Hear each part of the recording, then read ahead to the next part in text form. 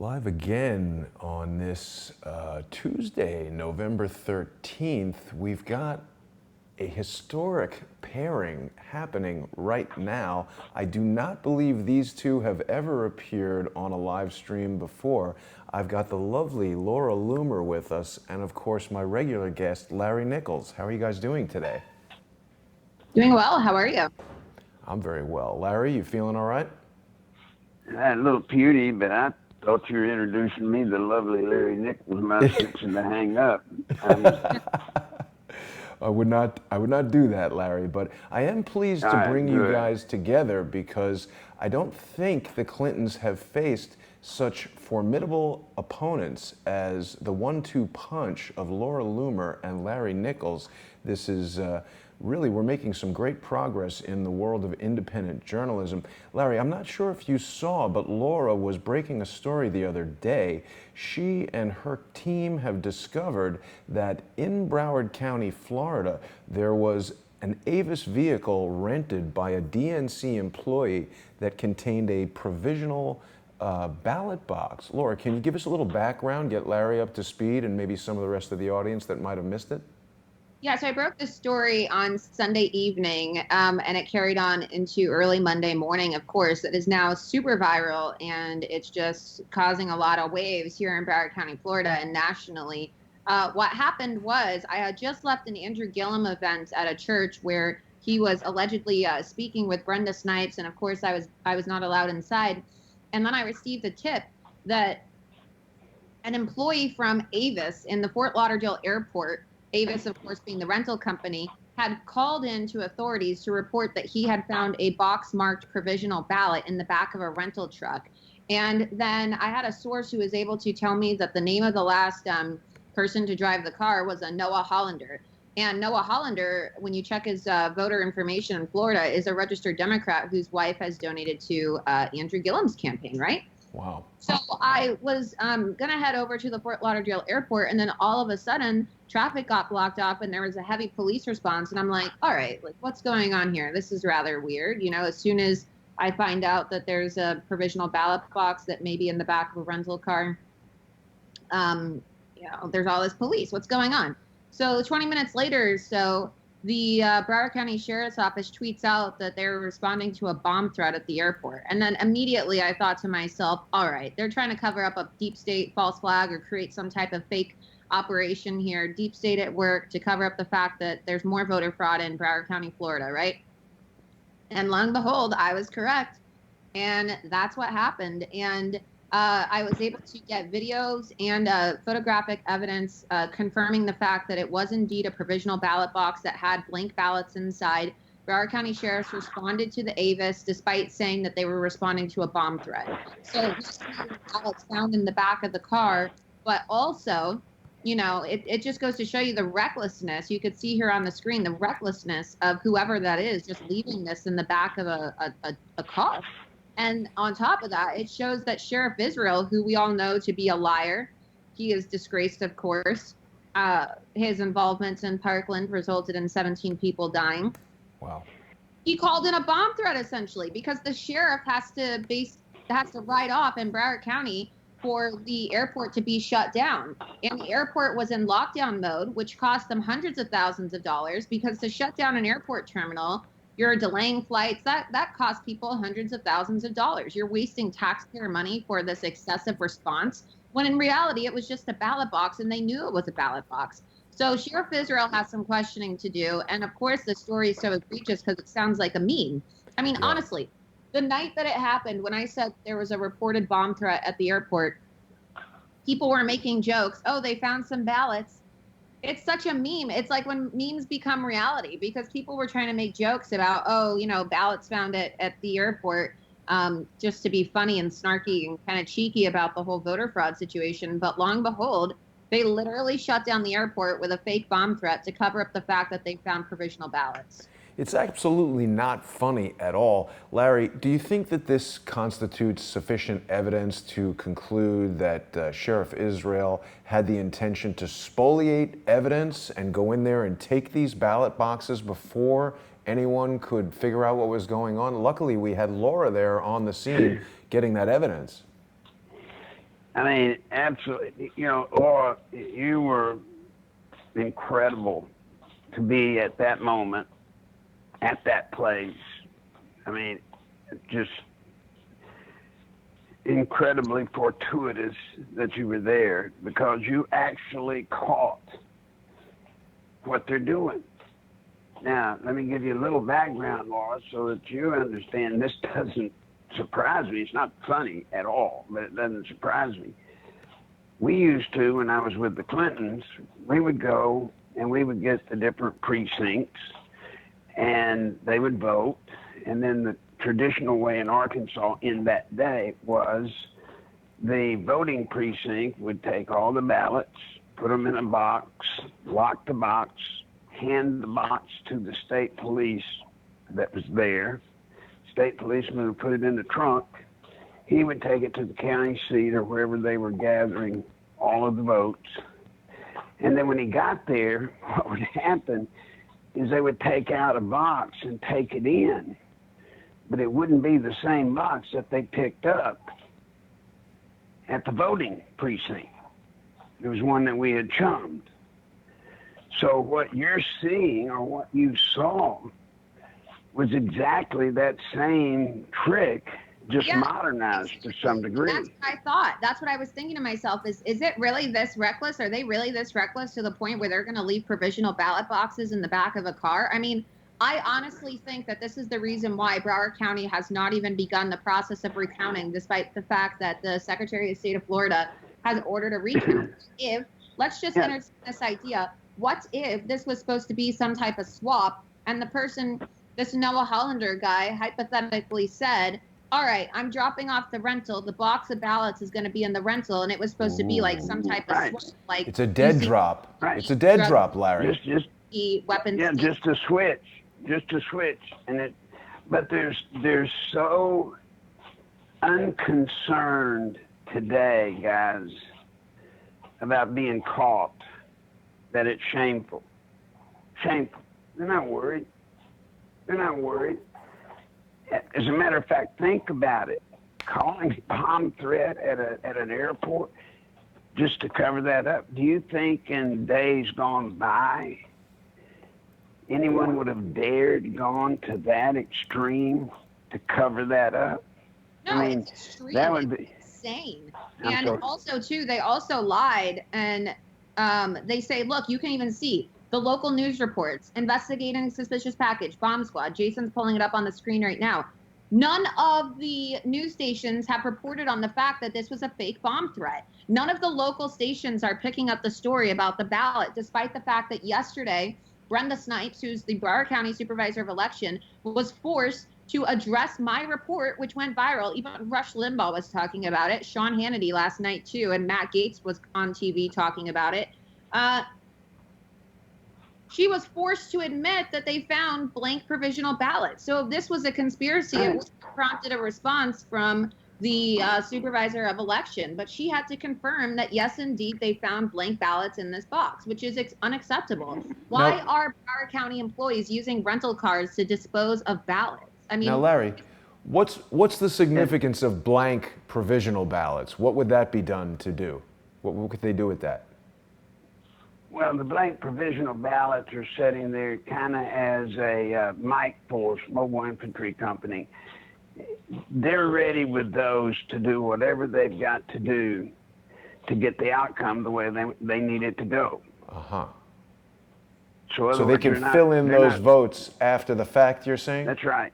Got it. That's right. They're not just, we think single-dimensionally. We think one race or another. But what they're doing is they're set up by these blank provisionals to where they can run the board. I mean, if there's any seat that they want to move in to win, they just change it right there. Wow. They change it. And certainly leaving the box in the car is suggestive that maybe there were many boxes in the car and this one just got forgotten. Right. Yeah, you just caught one. How many were there? How many of these were actually done that did not get left in the car? How many of them were done that did not get caught? Right. Think about it. And alternatively, Larry, couldn't this be a mechanism of doing sort of a dead drop, like, you know, security at the Avis parking lot, or frankly any rental car parking lot, in my experience, is generally not that tight. You walk around there and all the cars are unlocked. You could leave something in a car and then instruct someone, hey, it's this car, this license plate, go to the parking lot and get it. Exactly. And that's the thing about it, is that the airport wasn't even on lockdown like they said. And so meanwhile, all these BSO officers were there, and the media was entertaining the idea that this was a bomb threat. And that's what I'm saying. Like, people were totally distracted by the idea of a bomb threat that they didn't even pay attention to what was actually happening. And just imagine what would have happened if I didn't find out about this, if I wasn't tipped off about this. Right. Just imagine, like, they may have even filled out the ballots, and then because it was reported, they said they were blank. But just imagine, what's going to stop Sheriff Israel's deputies from confiscating the ballots and making sure that Brenda Snipes can fill them out for Democrats? I mean, this lady has been found to have destroyed ballots in the past to rig the election for Debbie Wasserman Schultz. It's not a conspiracy. Like, these people have totally undermined our fair election process. Pretty brazen, Larry, isn't it? Yeah, it is. And then, you know, what people don't think about, y'all, is they think about, well, it's Broward County, right? No. There are people in upstate Florida that have cast their votes, and their votes are being nullified just like the ones there. You know, when you're going for a United States Senate seat, it's statewide. So you've got candidates that are being affected that aren't a part of that county. The magnitude of this is incredible, and I'm just honored, Laura, to talk with you, and proud of you for the work you've done, because without your work, this would not have existed. Yeah. You know, and when I say it would not have existed, what I mean is, if you hadn't have caught it, then it didn't happen.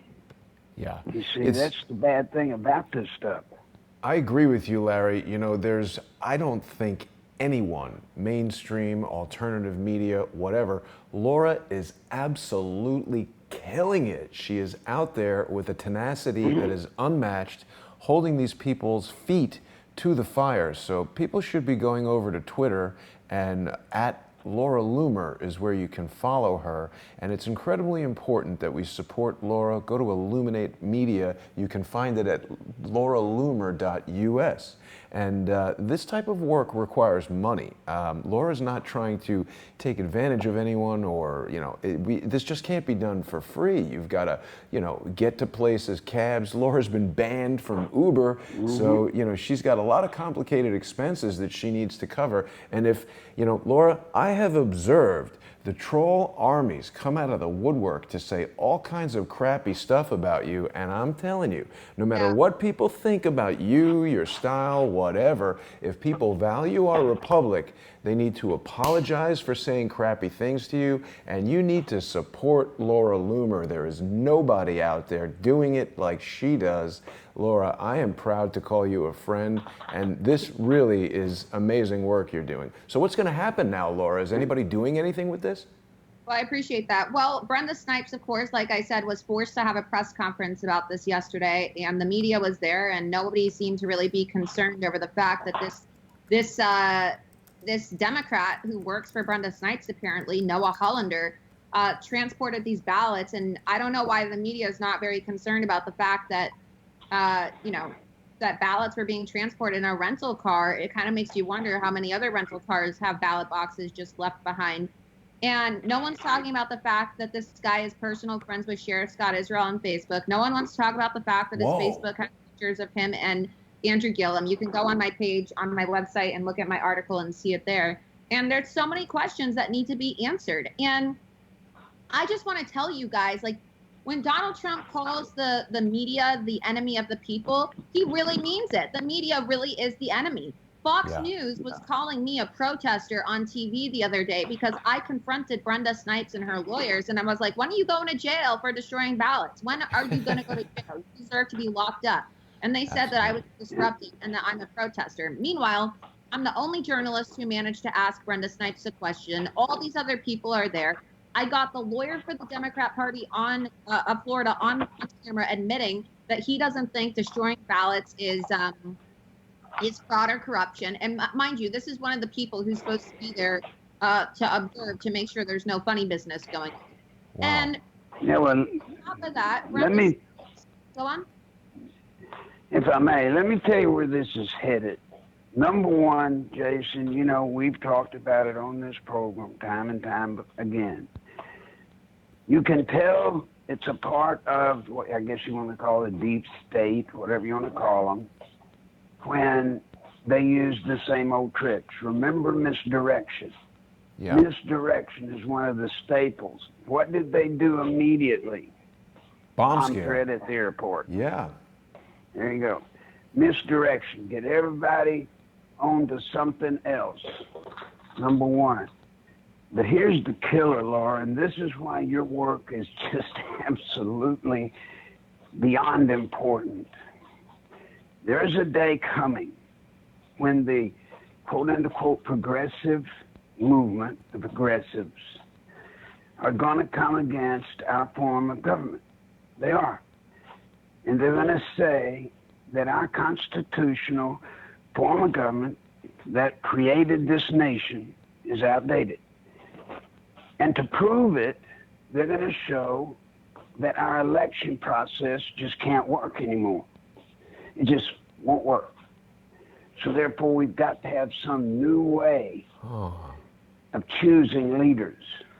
And it cannot be elections. There you go. They're sabotaging. And that's why, Lord, your work has got to prove. It's got to prove. There's nothing wrong with our system. There's nothing wrong with the election system that we've used for 200 plus years. It's the people.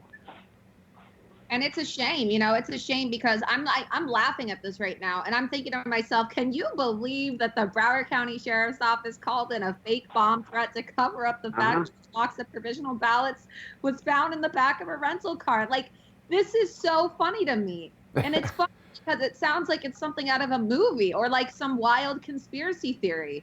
Yeah. You know? Yeah, but Lord, think about how many people must have been involved. Think about that. Think about how many people had to be involved to, number one, know that there was no bomb scare. For real. Mm-hmm. How many people are involved in it? You can't believe that was the only box. Right.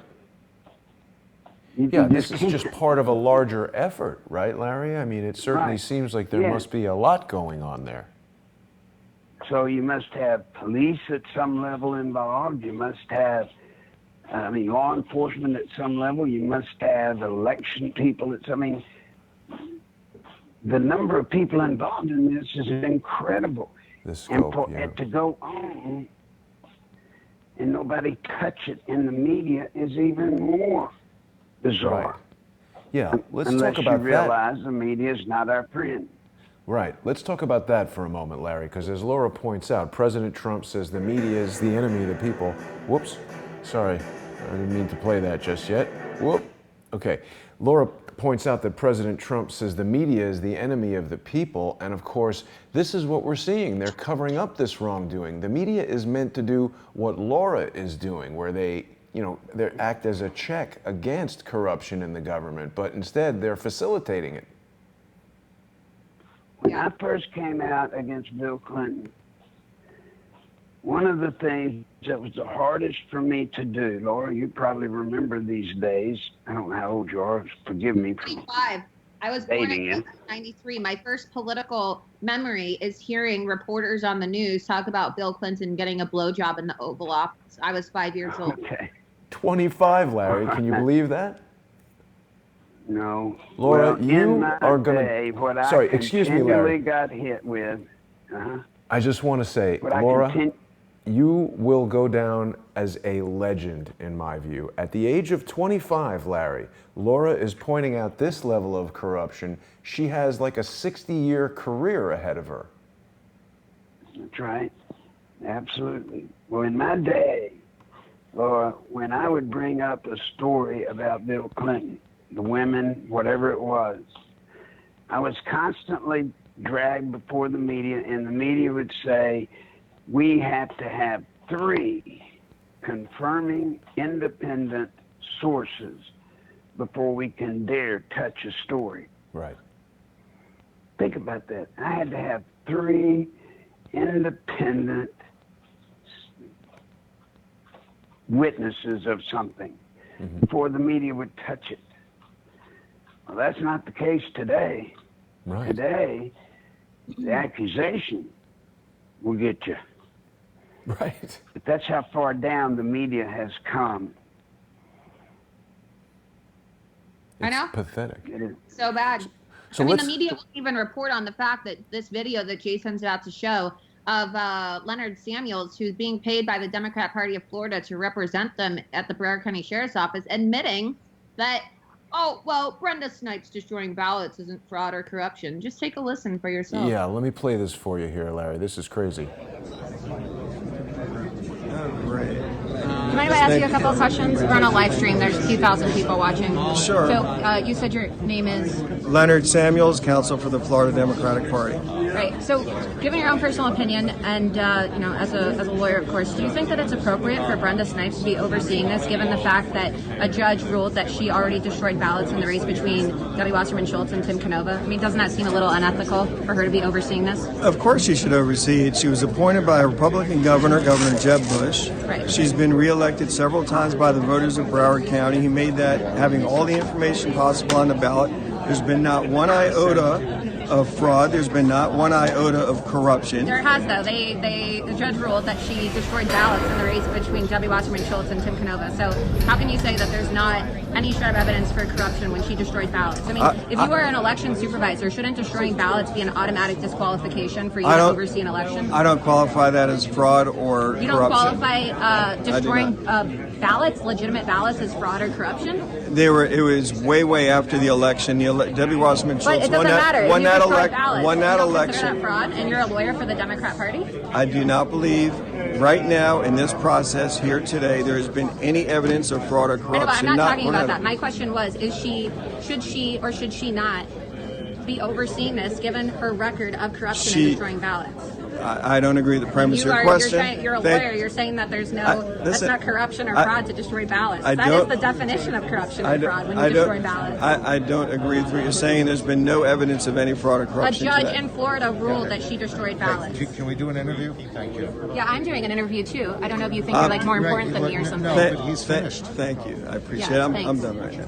I mean, Larry, can you believe that? Absolutely outrageous. I love how Laura kept him on the hook and wouldn't let him wiggle away.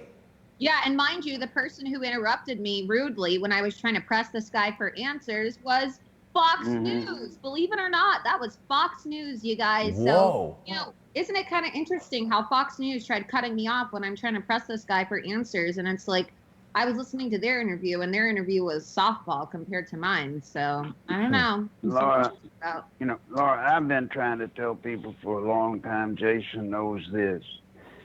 Fox News has 3 people, Tucker Carlson, Hannity, and what's her name? Laura Ingraham. Oh, Laura Ingraham. And Judge Janine. Anyway, they've got a handful of people that are, conservative. But the rest of the programming for Fox, don't be deceived. It's not as fair and balanced as they portray it to be. It's not that big of a cut above MSNBC or CNN if you get right down to it. Yeah. But most people don't. They take a handful of programs like Tucker Carlson, etc., and they just assume the whole network is that way. It is not. Yeah. So you're right, Laura. You were viciously abused by Fox. Yeah. Where you wouldn't think it would come from. Now let's face I'll it, tell Larry. you one thing you ought to do, Lauren, that legalese guy was getting you on. Yeah. It's very critical, and I've been through this, so I know. If you call what you've uncovered voter fraud, they will throw you out and dismiss you. Right. That's What you uncovered was election fraud. Huh. What's the difference That's there, Larry? Well, what they do is they play a little hiding the hand, the thing in the hand trick. Voter fraud is when somebody votes 5 times or votes 10 times or whatever. Election fraud is when the system is violated. So voter fraud is an individual, and election fraud is someone tampering with the process. Right. And so what the attorneys will do to you is they will always throw you in to voter fraud, which legally then makes what they say technically correct. Huh. And you won't make it 2 seconds in a court of law.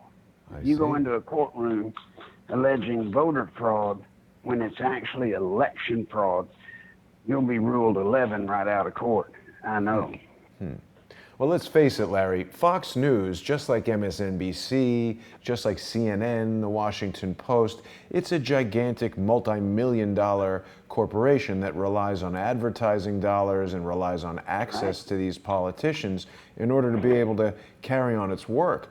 People like Laura Loomer and outlets like Crowdsource The Truth are not beholden to these multimillionaires who are rigging the whole system. This is why it's so important for people to go to lauraloomer.us and to support Laura, and for people to go to patreon.com/crowdsourcethetruth and keep these outlets alive. We wouldn't have this information if it wasn't for that. Here's Laura's page where she's got the photos of the Broward County Sheriff right there in Avis. They haven't addressed this at all. I mean, this is just, it's unprecedented, isn't it?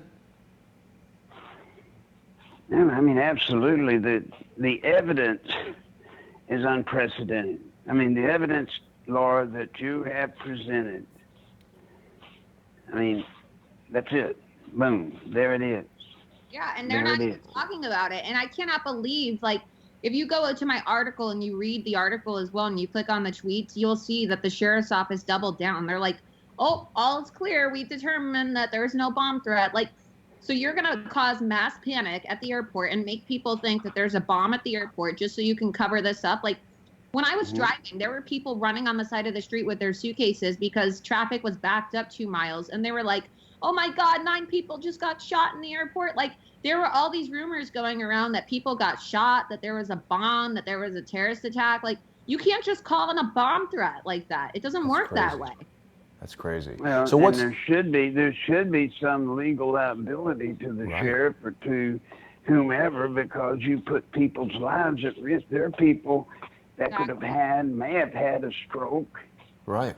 Heart attacks. Because their blood pressure shot up, or heart attack, whatever. So, I mean, I'm just saying, under normal circumstances, had it have been any of us pulling a stunt like that, jail. We would be talking now from jail. Right, right. So, Laura, what's next? What can you do now that you've uncovered this evidence? Do you have any plans to, we need to speak to Larry Klayman about this. Yeah, so I'm in talks with some people, and I saw Judicial Watch is looking into it. Judicial Watch tweeted about it. Tom Fitton actually was like, how did this happen? So it's definitely caught people's attention, and regardless of whether people reach out to me directly or not, I know that people are talking about it, and some very serious individuals are looking into it. I know that Matt Gaetz is aware of it, Congressman Matt Gaetz, of course, from Florida. I'm sure Governor Scott is aware of it. I mean, this was on Rush Limbaugh. It was on Hannity last night. So a lot of people are talking about it. It's the talk of the town. Really, well, really tremendous. Here's what's going to happen to you, Laura, and get ready for it. Yeah, even they're going to come. They're going to come, Laura, and try to smear you. Probably already have. They're going to try to smear you. They're going to dig up any kind of dirt that may or may not be there. It matters not. So I would suggest if there's any way that you get this in front of someone that's involved with Scott, you know, he's got to have, right now he can play all of this above board that he wants to. He can play this honorable crap all he wants to play. He's a fool. He has victory in his hand with your piece. If he ignores your piece until he finds out that they have changed the vote around to where he loses, it won't work for him. It will not. Well, look, they say a lot of things about me. The Democrats always lie about me, but I don't care. I mean, honestly, they're going to have to put a bullet in the back of my head to stop me because... Please don't say that, Laura.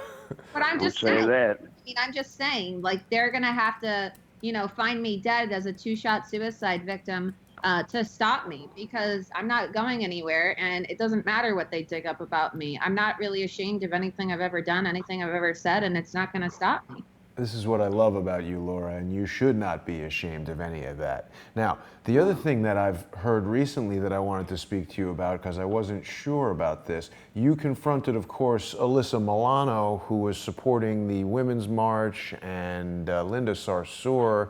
And has Alyssa Milano reacted? I heard somewhere she retracted her support. Is that correct? Yeah, Alyssa Milano has now disavowed Linda Sarsour and said that she's not going to speak at the next Women's March because of anti-Semitism. And now Deborah Messing as well, who I believe is Jewish. I think she's actually Jewish. And I don't know if Alyssa Milano's husband is Jewish or not, but, you know, regardless, they are now disavowing Sarsour and saying they're not going to speak at the Women's March. And this was only 2 weeks after I confronted her and asked her to disavow Linda. And she's saying, oh, well, it's not because of Loomer, it's because of whatever. But there's no denying the fact that that I'm the only person to ever call out leaders of the Women's March publicly on video about their support for Sarsour, who supports anti-Semitism and Sharia. And, of course, Jew hatred is a big part of Sharia. Well, and now, of course. now they're disavowing. And now the Women's March had to release a statement, and they're facing a lot of pressure from outside forces to get rid of Sarsour. So, you know, look, people never really want to give me credit for my work, but it's the direct result of my video. There's no doubt about that, Laura. And it's not even just about anti-Semitism. Not to polarize it, it's about trying to overthrow the U.S. government and create an Islamist caliphate. Exactly. Sharia. Yeah. That's what I asked her about, is Sharia. But Jew hatred is a part of Sharia, for those who don't know what Sharia is. But that's what I asked. I said, how can you claim to be a representative for the Women's March and support women when you're supporting a lady who wants to overthrow our constitutional republic with Islamic law, oppress women, and she's a total Jew hater, you know? Yeah. It's absolutely outrageous. And, you know, Christians too, not just Jews. I mean, right. She hates everybody who isn't a Muslim. Yeah. And now you've also pointed out, Laura, that in this past election that I think something like 4 openly Sharia supporting, essentially jihadis, have been elected to Congress. Is that right? Yeah, it's really concerning. Keith Ellison won his election, but actually Keith Ellison recently stepped down from the DNC, I believe, as a result of my video. And of course, the media tried to cover that up, and they said, well, Keith Ellison stepping down because he just got elected AG. But if you recall, there was a USA Today story from a couple months ago, and Tom Perez even said that Keith Ellison would not step down if elected as AG. So they're lying. This has everything to do with Keith Ellison getting Loomered. I totally kicked his ass. I totally exposed him. And he may have won AG, but, you know, I'm still going to be tracking his ass for the next couple years while he's serving as AG. You know, the fight has only just begun. That's right. Now, Laura is a true supporter of women's rights. We're talking about a man who has beaten 2 women who have submitted police reports with photographic evidence of their beaten, bloodied faces. And now Keith Ellison thinks it's okay for him to be the Attorney General. Larry, talk to me for a minute about how the Clintons use the strategy of controlling attorneys general in the particular area that they want to control. And it's actually pretty fundamental. The whole strategy behind the Clintons is to make the opposition out to be whatever they've got to be to lose, and you to be whatever you've got to be to win. Now, when you control the media, you can pull stunts like that off. Now, you or I, Jason or Laura, we could never do that. Right. If we claim something we're not, it'd take about a half a minute for the media to expose it. Right. They don't with the Clintons. So what the Clintons do is they take a weakness that, for example, Bill has with women, and they make sure that the person that ends up, in this case, say the Attorney General, they make sure that he's dirty. So there's no way he could come at Bill Clinton without going after himself, you see. Yeah, we saw that in New York with Schneiderman, right, Larry? Yeah. If you're in control enough of the media to be able to handle that kind of maneuvering, guys, it's just Katie bar the door. You just got clean sailing all the way through, and that's what they do. And of course, I'm telling you, this is much bigger than ballots in the car. This is the beginning of what I've begged people to know. You know, what did I tell Jason, Laura? What have I said for a long time, actually, before Trump even took office? If the Democrats get control of the House, which we know they're going to, when they get control of the House, they're going to be dedicated, 100% dedicated to impeaching Donald Trump. And even if they can't impeach him, they will keep him so tied up with investigations. Yeah, exactly. And Yeah, but, already they've announced 111 people that they are fixing to put under oath for a myriad of reasons to entrap Trump. Now, it's not just for Russia. It's from parking tickets to whatever. I mean, anything they can, they're going to get him. You see, it's so important. And then when you add to that, their entire strategy, which is to overthrow our constitutional form of government, we have a problem. Absolutely. Larry, I love getting these insights. And Laura, you're from right there. She is. I love getting these insights from Larry because he's been there on the field with the Clintons and he knows exactly what they're up to. He knows all the dirty tricks. It's also important for people to visit Nichols Live. Larry needs our support as well. You can read his blog posts there, and of course he's got links that you can use to support him financially. Larry's got a lot of expenses and medical bills and all kinds of things. So I hope that people will go to nicholslive.com and support Larry.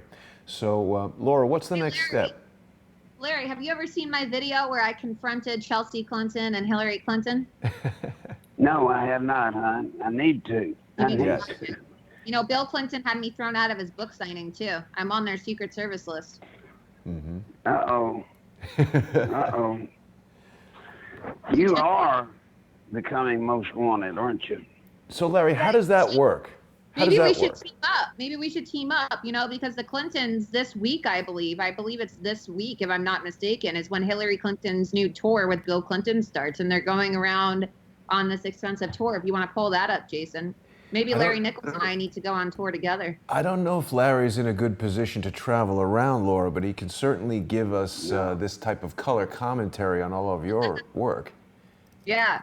Yes, by all means. Let me just say this, guys. Let's just get it out in the open. Hillary is running in 2020. Oh, of course. I have been warned by somebody very much in the position to know that she has made it clear that she's running in 2020 as long as they can get rid of me. They don't want me doing to her what I did, they believe, in the 2016 race. That's fine. But she's running. Remember, Laura, this is a lifelong dream for Hillary. I mean, since she was 4 years old, she told me. Since she was 4 years old, she has dreamed of nothing else but being the first woman president and being the most powerful woman in the history of the world. She's got one chance left at that, and that's 2020. And she knows what I know, which is with the onslaught coming at Trump, he's going to be vulnerable. He's going to be vulnerable. Not to his people, not to the people that support him, obviously. But they have developed quite a hatred of Donald Trump between the Democrats, the media, everybody piling on. They have created probably the most hateful attitude towards this president of any president I've ever seen. He's vulnerable. Yeah. And Larry, I'm just bringing up the dates here. It looks like Bill and Hillary Clinton are going to be on tour. Laura, they're going to be in New York April 11th at the Beacon Theater. It's funny that they're doing this as like a concert tour. You're buying tickets from Live Nation. I mean, they're appearing at the Forum in Los Angeles, the Opera House in Boston. I'll tell you why. Yeah. I'll tell you why. Look, Hillary is a resume candidate. Right.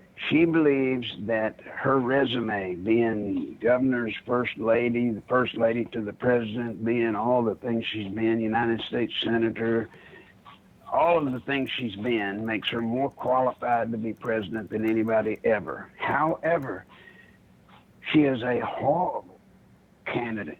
Horrible. And so Bill, for all that Bill is, Bill can charm anybody. So by putting the two of them together, they're going to use Bill to try to smooth over the people and take some of the pressure off Hillary having to meet people and greet people. Bill will be the star, and Bill loves. This brings Bill out of this funk he's been in. Put him in the rock star mode, and Bill Clinton comes alive. Right. He does.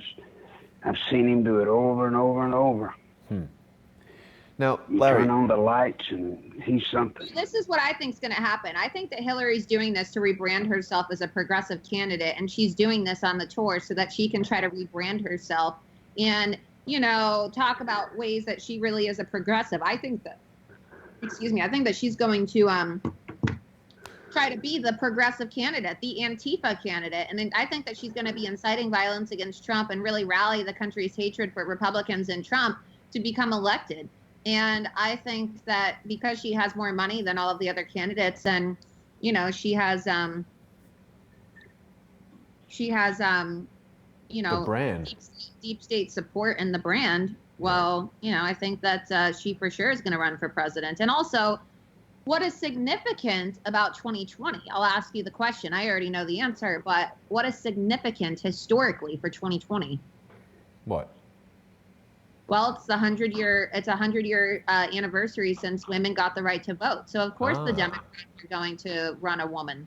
Wow, and that's a great talking point for their entire campaign. Now, let me shift gears with you guys for just a moment because, Larry, I think it's undeniable that this is really a multi-pronged attack. You've spoken to us about the Clintons' method of, I think you called it clearing the road, and Dr. Jerome Corsi announced yesterday that he expects to be indicted by Robert Mueller in this Russia probe. Now, I was surprised to hear the doctor reveal this because you would think that even if that is going to happen, why bring it forward and not, you know, wait and see what they say? But what do we think about this? They seem to be lashing out at journalists. Dr. Corsi certainly was a major thorn in the side for the Clintons and the Obamas. He's written several books about them, and they seem to be taking any opportunity they can to smear the doctor and try and get him out of the way. You know, let me just say this. Roger Stone, Corsi, I've never seen two people more eager to get indicted than those two guys. What do you mean? Well, it's as though they want to be indicted so they can get back out in front of the camera and be an item. Be an item. I know Roger Stone. I don't know Corsi that well. I know him. And I don't think there's that much there. If there were, they would have already been indicted. But for some reason, they keep playing footsies, trying to draw Mueller into them. And they better be careful, because once that starts, you can't control it. So I don't think there's anything they've got, to be honest, that's going to be overly damning to Trump. Certainly not as potentially damning as some other people that have been around President Trump. So that's kind of where I stand on it. I know that's not necessarily a place a lot of people wish I would stand, but that's where I do. No, I appreciate that insight, Larry. You know, I've received let's call it a warning, I would say, from a well-known crowdsourcer who's saying that this person's been told anyone that's had contact or dealings with Jerome Corsi needs to be extremely careful. Looks like Mueller is going to nail him and question those that he's dealt with. So, I mean, when we talk about a witch hunt, Dr. Corsi is just, it is absurd to presume that Dr. Corsi is in touch with WikiLeaks and doing anything other than reporting on public information. Right. I mean, think about it. That's not... Number one, that's not his style at all. That's not his style at all.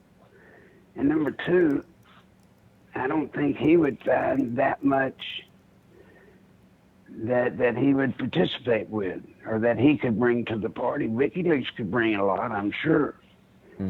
But why would you go through him if you're trying to get at WikiLeaks? I think they're just reaching for straws at this point. Laura, have you ever done any reporting with Dr. Corsi at all? No, I have not. Okay, so you don't really know Dr. Corsi, but I think everybody knows, you know, I've done a bunch of interviews with Dr. Corsi. Some of my associates have joined me in those occasions. I find Dr. Corsi to be a very kind and intelligent man. I mean, again, I think that these allegations are absolutely absurd, but it fits the pattern of what... Well, I find Roger Stone to be a very nice and intelligent man, you know? So I don't understand what this whole...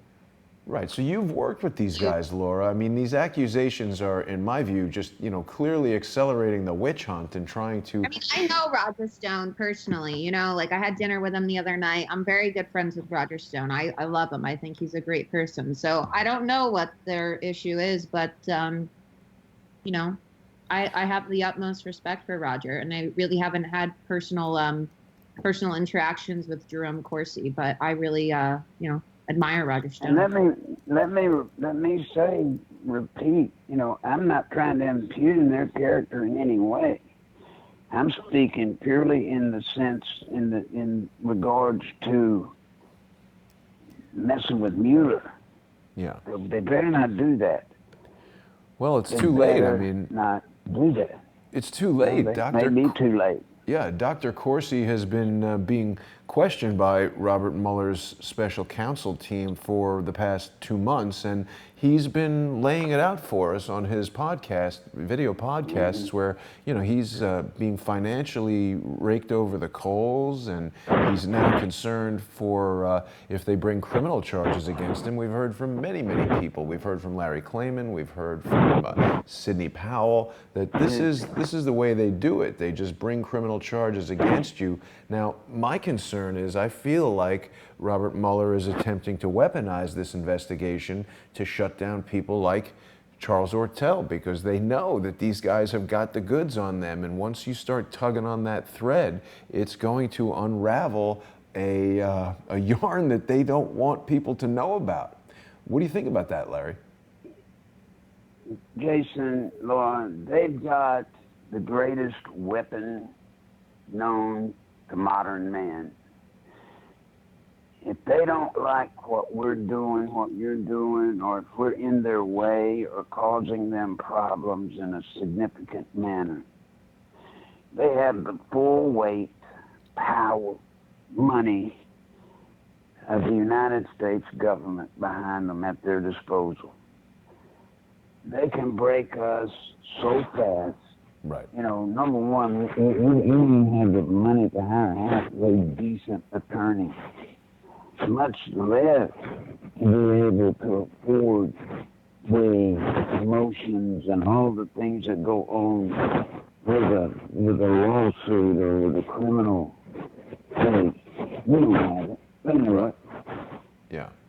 Right. It's just and classic they use lawfare. that to keep us at bay. Yeah, I mean, they use that to keep us at bay. And Laura, that's one of the things that you'll have to be careful in the minefield you're fixing to walk through. You know, when it gets to the point to where your story starts to get legs, which I believe it will. Well, I believe your story's going to get legs, no matter what they do to suppress it. I think it's going to get legs. Yeah. As it starts to get legs, they're going to start moving on you, making it hard for you to breathe. And I don't mean breathe physically, but I'm talking about breathe Financially. and every other way. So I do beg everyone in this audience, be responsible, please. Yeah. Help Laura. Yeah. She needs it. Help It's Jason. important. He needs it. Yeah. It's important. I mean, look, we're in full-blown survivor mode, and I said today, you know, the fight for 2020 already has begun, and I'm not going to sit on the sidelines, and Republicans need to stop playing nice and having this be better mentality because it's not getting us anywhere. The Democrats don't care about ethics and truth, then it's time to take the gloves off, in my opinion. I believe Laura has taken the gloves off, and She's already taken the gloves off, you know, but I'm asking for other people to take the gloves off. I'm willing to do whatever it takes. I don't care about the optics. I mean, Laura is a bare-knuckle brawler of investigative journalism, and people should definitely be going to lauraloomer.us and supporting Laura.